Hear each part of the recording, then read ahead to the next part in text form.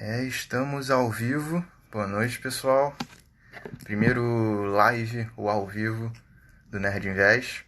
A gente vai falar um pouco sobre a notícia que vocês viram ontem nos jornais e revistas referente à queda da Selic. O Banco Central ontem, ou mais especificamente o Copom, que é um comitê, uma reunião do Banco Central, de alguns membros do Banco Central, para definir essa alteração de juros, ou melhor dizendo, a política monetária. Vou falar sobre isso mais para frente. E aí eu separei aqui alguns itens para ajudar você a definir se você acha interessante essa queda da Selic ou se foi uma atitude que não necessariamente foi bom para a gente. Então, eu tenho alguns itens aqui, depois disso eu vou expressar um pouco a minha opinião, porque você tem dois lados. Você tem um lado que é favorável a essa queda da Selic e tem um lado que é opositor a essa queda da Selic e a outras quedas. O Bacen, além disso, colocou que em junho, eles fazem as reuniões de 45 em 45 dias, colocou que em junho eles poderão reduzir mais uma vez a Selic até 2,25%.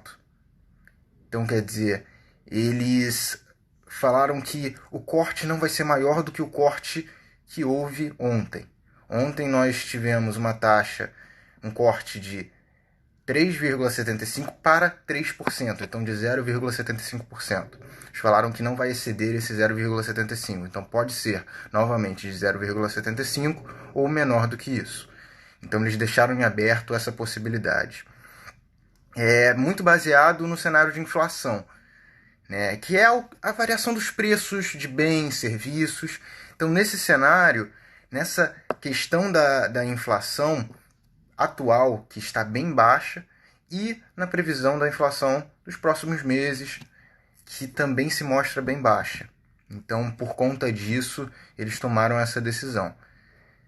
Um ponto que muitos divergem e que, na minha opinião, deve ser levado muito em conta é a questão do dólar. Essa decisão, ela pressiona muito o dólar. E vocês vão ver, em breve nós teremos o dólar rumo aos R$ 6. Infelizmente isso. Eu creio que essa pressão podia ser menor. O dólar, infelizmente, por questões globais e por algumas questões internas, e por esse momento ele vai ficar um pouco alto, mas ele poderia estar um pouco mais baixo. Nem tanto pelas questões externas e um pouco internas a esse momento. E por que isso não é tão bom para a gente? Tudo bem que algumas empresas nossas têm receita em dólar, ganham dinheiro em dólar. O problema é que muitas dessas empresas, alguns agricultores, eles acabam, como eu posso dizer, comprando matéria-prima, insumo, o que você precisa fazer para produzir o seu bem e o serviço do exterior, importado. E aí, com isso, o dólar alto prejudica eles. Porque, infelizmente, nós não temos esses recursos aqui no Brasil. Então, isso é uma desvantagem.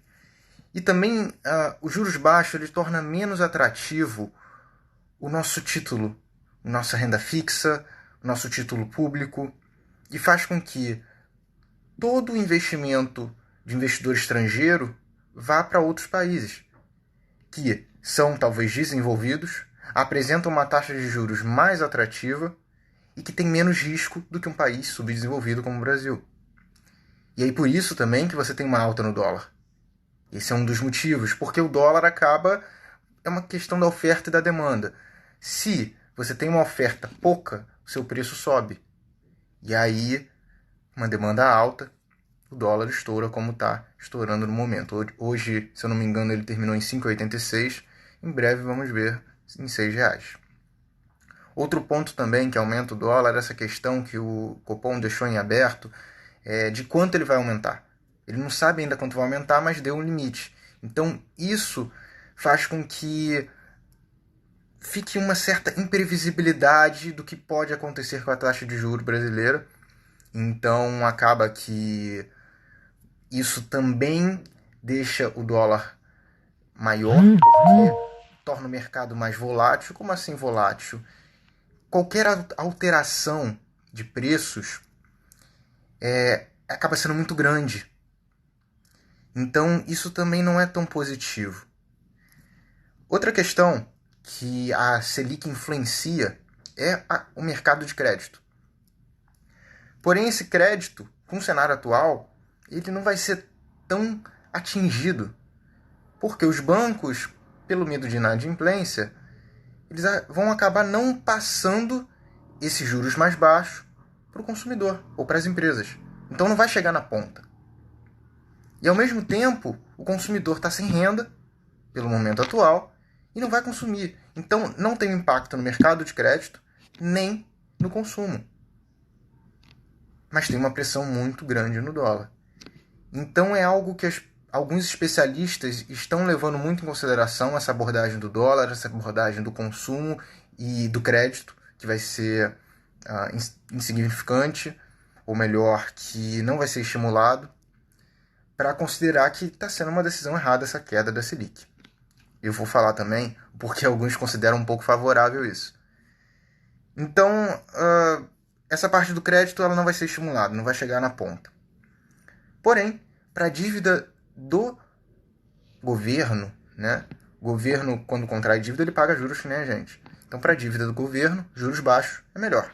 Ok, tudo bem. Porém, para você que é investidor, para renda fixa, para títulos, para investimentos que são vinculados ou relacionados com a Selic, e para outras taxas que têm a Selic como referência, essa diminuição acaba não sendo positiva, né? Porque seu retorno vai ser menor. E aí coloca a questão que muitos abordaram: será a morte da renda fixa? Não é assim, não é tão bem assim. A renda fixa ela se mostra cada vez mais para a reserva de emergência, que é onde você precisa de liquidez e proteção. Liquidez, lembrando, é a velocidade e a facilidade de você resgatar esse investimento.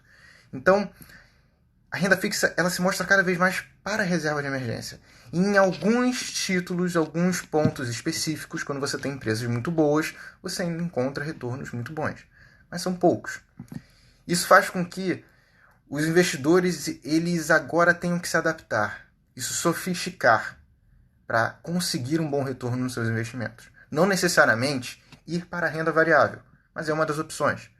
Você também tem investimentos no exterior, fundos que investem no exterior, que são fundos globais aqui, fundos de investimento no Brasil que investem no exterior, que investem em câmbio, ou melhor, moeda, em dólar. Além disso, fundos multimercados, fundos de ações, porque o que diferencia a questão do investimento é o seu perfil de investimento, seu perfil do investidor. O meu perfil é arrojado, tem perfis que são conservadores. Então a porcentagem de renda fixa no meu perfil é menor, no perfil de outros pode ser maior. Então isso é uma questão para se analisar, reavaliar a sua carteira de investimentos e se sofisticar, procurar investimentos que realmente vão dar retorno, porque a renda fixa aqui no Brasil está se transformando um pouco. Vai continuar, porque ela é necessária, só que está se transformando um pouco. E também a Selic atinge um ponto que eu não considero investimento, como muitos não consideram, que é a poupança. A poupança, por uma regra colocada há um tempo atrás, quando a taxa Selic está menor de 8,5%, 8%, não me recordo muito bem, ela é 70% da taxa Selic. Então 70% de 3%, 2,1%, por exemplo. Sendo que se eu coloco a inflação de 2%, eu não ganho nada na poupança. Se eu coloco o imposto de renda, eu perco dinheiro na poupança. Então, isso é algo a se pensar. Se você ainda está na poupança, saia da poupança com urgência. O Tesouro é o primeiro caminho ali. Eu coloquei alguns vídeos sobre, para ajudar um pouquinho, porque realmente a poupança você está perdendo ali, né? Mas com a taxa de juros bem baixa. E uma pegadinha que pode acontecer para você que não tem muito conhecimento e já investe em algum fundo, um que você tem que tomar muito cuidado são com esses fundos oferecidos pelos gerentes. Os gerentes eles aproveitam algumas vezes essa falta de compreensão ou de educação financeira e abusam e recomendam algo que não é para você. Eu digo isso porque o que se vê no mercado de alguns fundos de renda fixa é uma taxa de administração que hoje é maior do que a taxa de retorno, porque a Selic está lá embaixo. Vamos supor, eu pego um fundo de renda fixa baseado na Selic, que hoje está a 3% ao ano. Esse fundo ele cobra uma taxa de administração de 3,5% ao ano. Então, quer dizer, a taxa de administração dele é maior do que o retorno. E não vale a pena, porque ali você está perdendo dinheiro. Então, isso é uma pegadinha que vem acontecendo com o mercado. É uma polêmica que aconteceu no ano passado que forçou muitos bancos, geralmente são fundos de renda fixa dos bancos, a diminuírem essas taxas de administração e que você tem que tomar muito cuidado.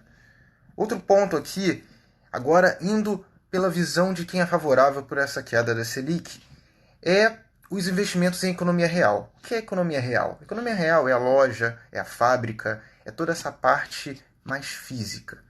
Você tem a economia real e o mercado de capitais. Então, o que seria bom da queda da taxa de juros? Seria você motivar o empresário a não investir em investimentos, em títulos, e pegar esse dinheiro e montar o seu negócio, abrir a sua fábrica.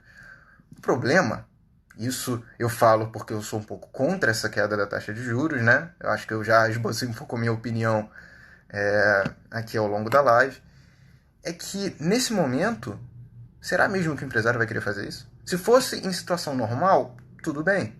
Provavelmente ele faria isso. Mas nesse momento, será que ele vai conseguir fazer isso? Será que o empresariado vai ter dinheiro para fazer isso?